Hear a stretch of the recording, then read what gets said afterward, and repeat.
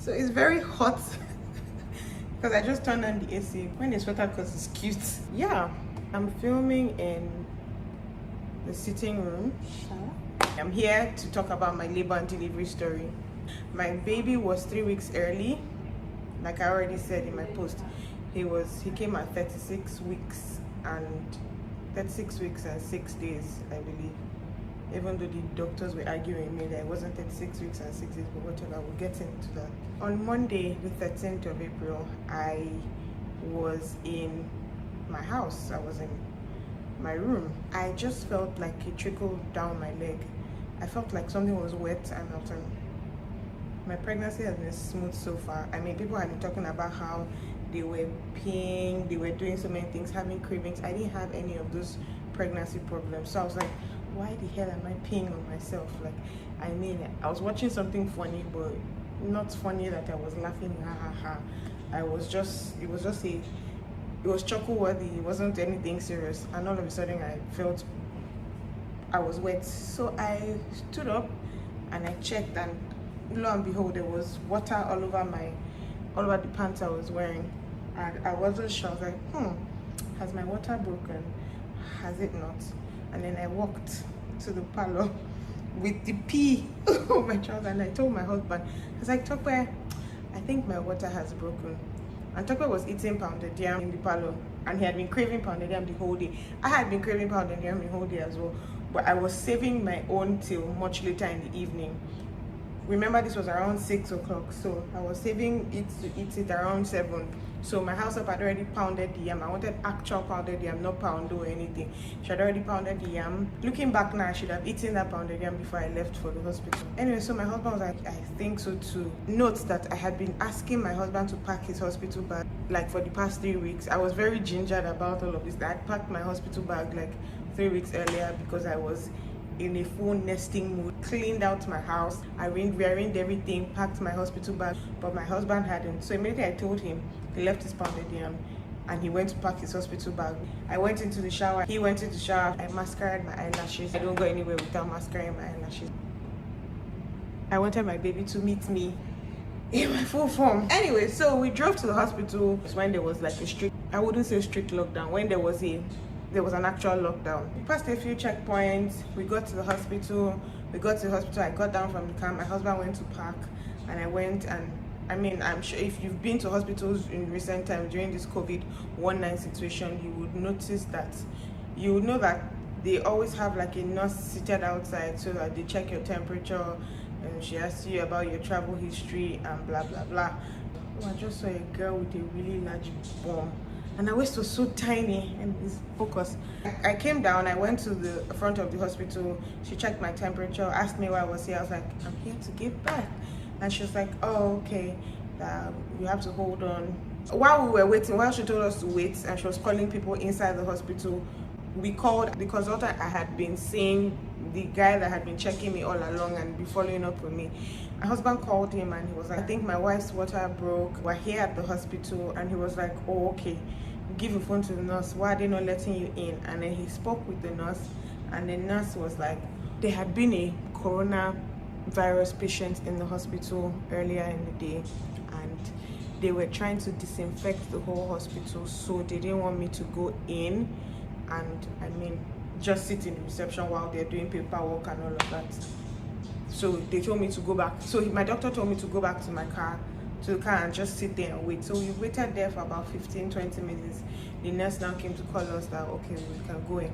And she took us straight right to the labor and delivery suite, like the delivery room. Doctor came, shout out to the doctor. Even though she was such an ITK who was arguing with me about my EDD, arguing with me about how far gone I was, and I was telling her, oh, because you know they calculate it from your last menstrual cycle. I told her my last menstrual cycle. She was forming, according to WHO, count the last month you did the story, and you're just 36 weeks and 2 days. I'm like, bitch, please, I have an app that updates me on how far I've gone, and I also calculate it as well. 36 weeks and 5 days, yes, because every Wednesday I go into another week, so I was going to be 37 weeks on the Wednesday. She was like, what were you doing that your water broke? Your water is not meant to break at 36 weeks. I don't know what she was trying to insinuate. I was like, yeah, I was on my bed and my water broke. I wasn't doing anything. Funny enough, later in the night, she came to over and asked me, were you having sex that your water broke? Maybe I was. Maybe I wasn't. She checked me and she was like, it's dangerous that my water has broken now because baby can be infected and it's not safe to be walking around with a broken amniotic sac. So what they would do is that they would send me to the radiologist. The radiologist will check how much fluid I have left in my amniotic sac. If the fluid is sufficient enough to still keep my baby in, that they would put me on bed rest and then they would try to prolong delivery like by 1 more week so that the baby is healthy. Note that babies usually come between 37 weeks and 40 weeks. So I was 36 weeks and 5 days, not yet 37 weeks. So they were trying to prolong it. She's like, it's not safe for a baby to be in the amniotic sac without water because he can die. So many things can happen to him, and all of that was very scary to me. And she was like that if the fluid is not sufficient, she would have to do a C-section on me and take out the baby immediately so that the baby doesn't die. Me, I was already thinking about the waist trainer I took to the hospital, waist trainer that I was going to wear immediately after I had given birth and like snap back. I was like, as long as my child is safe, like, I mean, there's absolutely nothing wrong with having a C-section, I would do it. So said, okay, she's waiting for the radiologist to come in. They had called him and the ambulance had gone to go and pick him from the mainland. By this time, it was around 9 p.m, going on 10. My husband went to the car to go and sleep because he was really, really tired. And then the radiologist came and then they wheeled me into the lab. And then he checked the level of fluid I still had left in my amniotic sac. For those of you who don't know, the men especially, the baby lives in the amniotic sac and there's amniotic fluid that surrounds him. That's what keeps him alive, and he does everything inside that sac. Anyway, so he checked the level of fluid I had in the amniotic sac and he was like, oh, the level you have is sufficient to keep your baby alive for like the next 10 days. That's what he said. That what they will do is they will keep me in the hospital for the next 10 days. So I am not moving around. I'll be on strict bed rest so that the part of the amniotic sac that is leaking can close up and my baby can stay in longer. And I was like, oh, fine. But I wasn't excited about the prospects of staying in the hospital for the next 10 days. But I'm like, whatever, for as long as my baby is fine. After he had done that, they were wheeling me back into the room, as in to get ready for my bed rest for 10 days. And as they were wheeling me back, the remaining amniotic fluid that I had was dripping, leaking till I got to the ward. The doctor now came, she came back and she was like, oh yeah, the doctor said that your fluid is sufficient and blah, blah, blah, blah, that I would still be able to stay a while longer, but they'll see how it goes by tomorrow. I was like, fine. My husband came back to the room. I told him what they said. They had updated our family member that it's possible that it might be a C-section. They want to see how it goes and all of that. That was around 12. So I gave birth in VI, and the plan all along was that my husband would stay in Intercontinental close by, so that if I need him for anything, I would call him. But he went to try and get a room and they were closed. All hotels around the area were closed, so he came back to the room. Like, we had to share the bed basically, like in the night. I mean, he was sitting on the chair and he looked so uncomfortable, so I told him to come to the bed. So we stayed on the same bed, and around 1:30, the pain I was feeling, it was like intense menstrual pain. And the funny thing is, I usually don't even get intense menstrual pain. I have like mild pains here and there, but it was intensified. And the kind of person I am, my threshold for pain is very high. So until something is really bothering me, that's when I'll speak up. So I might be in a lot of pain, but you wouldn't know. Or I'll make it known, but it's not that serious. But when I'm in a lot of pain, you would know because I would scream. So I was in a lot of pain. It was coming and going. At this point, I didn't even know that I was in labor. I was still doing top of my stomach. He would say sorry, but it would stop. Then I'll go back to sleep, and then I'll wake up again. My stomach. It was getting much more serious. I was actually like about to start screaming, my stomach. He was very confused. So he ran and he went to call the nurses that he doesn't understand what's wrong with his wife. She's complaining a lot of pain in her stomach. And then the nurse now came, so dramatic. Just check me. You're 5 centimeters dilated. Note, to give birth, you have to be 10 centimeters dilated before you can actually push. And then there was a lot of commotion. After she screamed, I was 5 centimeters. A lot of other nurses came. Prepare the theater! The theater! Prepare the theater! They might not have said that, but it sounded like that's what they said. Because a lot of commotion everywhere. Put on her head, cover her hair, put on her handband, do this, wheel her down, take her this, wear that. And then they wheeled me to the delivery room where I was to give birth. And then one calm doctor, she's a consultant. I aspire to be like that woman. So the nice calm lady came. She checked my file, she checked me. And you guys, when they check you, they're putting their finger in your vajayjay and they're checking how wide you are to know how much dilated you are. And she was like, oh, you're not 5 centimeters dilated, you're 2 centimeters, highest 3 centimeters dilated. And she was like, oh, so they would have to wheel you back upstairs. You're not in any form or shape ready to push. You're not going to push anytime soon. Even if you go into labor progresses for different people slower than others. And you're a preemie. She kept on saying preemie. And I was worried that she was calling my child premature. I even had to stop at the point and say, why is she using the word preemie? And she was like, oh, no. Preemie means I'm a first-time mom and my labor is going to progress slower or at a slower rate. And if at all I'm going to give birth, I'm going to give birth Tuesday evening or in the afternoon tops evening. She was like, oh, they should wheel me back upstairs. She left the room and we're waiting for a nurse to come and wheel me back upstairs to the ward. And while I was waiting, somebody was giving birth in the next room. I was just like, this is hell. And my pain intensified. After she had put her finger inside, I don't know what she did, but she sort of disrupted my child or disrupted the anatomy, my body system, and somehow my whole body was revolting and the pain multiplied and I was in serious pain and I kept on screaming, they should get me a epidural. The nurse came and said they can't give me a epidural because usually you're meant to schedule an appointment with the anesthesiologist who would sort of test you or test the different types of anesthesia they can give you to know which one your body doesn't react to. So that's the one they'll give you on the day that you're giving birth. I was meant to see the anesthesiologist on Wednesday, so he was meant to let me know, or he was meant to test to know the type of anesthesiology that my body wouldn't react to, but I had not gotten to him. So she was like, that it's not possible for them to give me a epidural, that some people die while giving birth because they gave them the wrong anesthesia. We just have to push without anything. I was like, are you fucking kidding me? I cannot push. I am in so much pain. I kept on screaming. Good thing I was not crying, I was just screaming. You have to give me a epidural, you have to give me a epidural. She was like, oh, I'm sorry, there's nothing we can do. What we can do is we can give you a mild form, something that is like paracetamol that would help you or help the pain.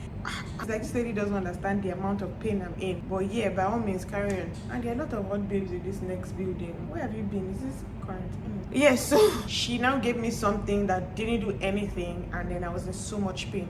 Like 10 minutes later, I was like, I need to poo. I want to poo, please. I need to poo. And they're like, it's not possible. You can't poo before you go and poo out the baby. I'm like, what do you mean? I have to poo. After so much back and forth, she was like, oh, she'll give me a bedpan. So even if at all I'm pooing the baby, she'll be able to catch the baby. So she brought a bedpan and put it under me. I actually pooed. I pooed a lot. So they took the bedpan away and everything. That was around like 4 a.m. That calm doctor came back and she was like, now you're about 5 or 6 centimeters, I can't remember, 6 centimeters dilated. This was around 6 a.m. I was still in so much pain. They didn't take me back to the ward because I was progressing really fast. Then around 8, the consultant came back again and she was like, you are 9 centimeters dilated. And it was like, how did you go from you're a preemie, everybody was making noise about you're a first time mom, you shouldn't progress this fast, you shouldn't like my next pregnancy, immediately I feel any pain I have to come to the hospital because my baby can drop anytime since I'm progressing fast or whatever. I kept on screaming, I need to poo again. They were like, no, this time is definitely not poo, it is the baby's head that will come out, you're not pooing. I was screaming, I was asking Tokwe, what is this? Tokwe, I'm in so much pain, Holy Spirit help me. So dramatic. And in all of this, Tokwe was doing his best. He was doing his best to calm me, but his calming was making me more annoyed. And I was like, don't touch me, leave me alone, don't touch me. I was in so much pain. I kept on screaming, and then the lady was like, she's waiting to see the head. She kept on checking, she's waiting to see his head, but she has not seen his head, so I can't push now. But when the pain was too much, she was like, I think you need to push now. It was like 0 to 100. It separated my leg and she was like, I'm going to teach you how to push. You're going to hold your leg here and here and look forward and look at your belly button and push. And the way I am, once you told me something, I like to do it and get it over and done with. And when she had told me how to push, I'm going to push and get this baby out, get this over and done with. It's going to be the end of that. I'm going to do it one time. Yeah, I'm prepared, I am ready, I'm going to do this. By the way, they were monitoring my contractions with the monitor, so she could tell when I was having a contraction. And she was like, anytime I feel a contraction, I should push. So the first contraction came and I pushed. I thought I was pushing, and poo-poo came out. Like I pooed a whole lot. And she was like, oh sweetheart, yeah, you're doing amazing, sweetie, but I didn't ask you to poo, I asked you to push your child out. I want to see a baby, try again. I was like, okay, the next time you feel a contraction, you push. So the next contraction came and I was like, Mfon, you can do it, and I'm going to do it. So with all my might, my strength, my body, my spirit and soul, I pushed so hard. And they were like, oh yeah, we can see the head, we can see his head, good job, you're doing a good job. But then I was tired, so I stopped. So the next contraction came in and I pushed so hard and his head came out. Then I got so tired and I wanted to stop. Everybody started screaming, you can't stop, you're going to kill the child, you have to continue. So I mustered strength and I pushed him out and it came out. All this pushing happened under 10 minutes. And the part I found the coolest was when the nurse announced his time of birth, that I would never forget because of how dramatic it was. It reminded me of Grey's Anatomy, how they announced time of death 8:45 p.m. She just screamed time of arrival 9:07 a.m. and there was a lot of excitement in the air. Oh my god, this is the coolest thing ever. They brought out the baby and they took him. There was a pediatrician waiting to examine him right next to me. The only thing I was worried about was I kept on asking, doctor, check if the baby has 2 legs. Check if the baby has 2 legs. Everybody in the room kept on looking at me like, why is she so weird? But the reason why I was telling him to check if the baby has, because in all the scans I ever went for to check for my baby, I never saw his leg, second leg. I only always saw one leg. And then I would ask the radiologist, where is the baby's leg? The baby, they'll be showing you, look at the limb, look at the scrotum, look at the penis, look at the everything, but they never actually showed me his leg. So I was a bit worried that he had 1 leg. So I was like, he has 2 legs. Like, I was like, how does he look? How is his head? He said everything is fine. He's a beautiful baby, but his head was a bit weird because of all the drama. I mean, his head, he came out of a small hole, obviously, so his head was a bit funny, but he was so beautiful, and I was just in awe. Like, so after I pushed him out, I still had to push out the placenta. Somehow the placenta was worse to push out than the baby, and it was the placenta that tore me, or they cut me to bring out the placenta. So she cut like decide to enlarge the hole, and she brought out the placenta, and then they had to stitch me back up. So the stitching took a while. They were struggling. I don't know why they were struggling with stitching me. While the pediatrician was examining him and everything, she was stitching me. She was saying, please try, and she was saying I should try to pee for her so she could, I don't know, maybe she was trying to know where the hole was so she would not stitch the hole closed. I'm like, I can't pee, I don't feel like peeing. She was like, try. I don't feel like peeing. She now told the nurse to bring something, and then they put it there in the hole. I don't know what she did, but she sure did something, and they stitched it up. And then the doctor was examining the baby, checking, and for some reason the guy now asked me if I had any history of convulsion in my family. I was like, is there anything wrong with my baby? He was like, no, madam, I'm just asking, is there any history of convulsion in your family? Or, and I was like, no. He asked her, but I was like, no. I was like, why? My baby had 3 birthmarks on his body, like visible birthmarks. He had one on his elbow that was like large, which I have on my stomach, and he has like 2 other tiny ones. And anytime a baby has more than 5 birthmarks, they always do like further examinations on him because it can be linked to a neurological disease or something. So they wanted to be sure, but since he has just 3, they were just trying to be on the safe side and all that. So they're going to check him, we're going to examine him and keep him a while to check his bilirubin levels for jaundice and all of that. They finished stitching me, they brought him on my stomach, on my body, and then I was so in love. He was so tiny. I was in love with him. Like it was like I grew an extra arm suddenly. I was so in love. Like I was like, oh my god, he's so precious. And then he immediately latched on and he was trying to suckle, and it was already just looking for what to eat immediately. But then my milk hadn't come in, so I mean nothing was coming out, so he was just there, and sort of calmed him down and all. And yeah, that was it.